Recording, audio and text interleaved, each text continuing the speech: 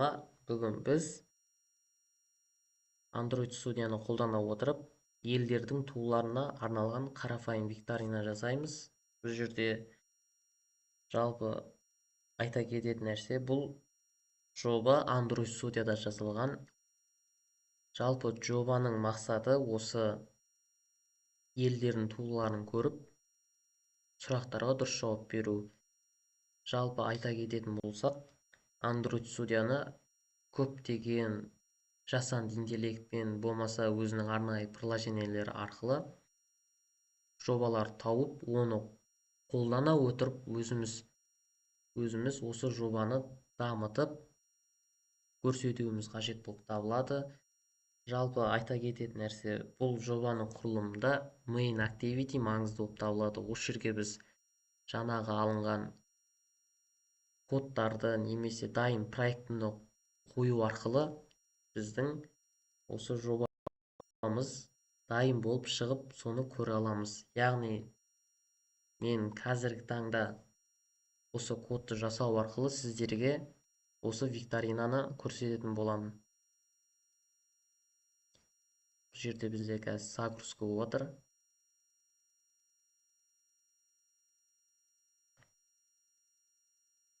Жалпы бұл жобада осы суреттерді көру барысында оларды қалай дұрыс орнына қойсам, бұл жерде біз елдердің туларын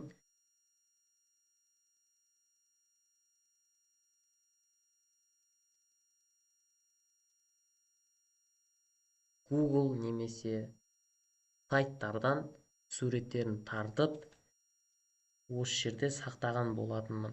Яғни менде қазір қай елдің туы дейді, бұл Қазақстан басам, бір ұпай, қай елдің туы. Бұл бізде Америка. Басам, қай елдің туы. Мысалы, менде бұл Жапония деп ойласам, қате екен. Яғни ол Франция болды. Бұл қай елдің туы. Бұл Германия. Бұл қай елдің туы. Германия десек, міне қате жауап. Яғни мен 3 сұраққа дұрыс жауап бердім және 3 ұпайды алдым. Жалпы қосымшаның мақсаты елдердің туын көру арқылы олардың аттарын табу керек.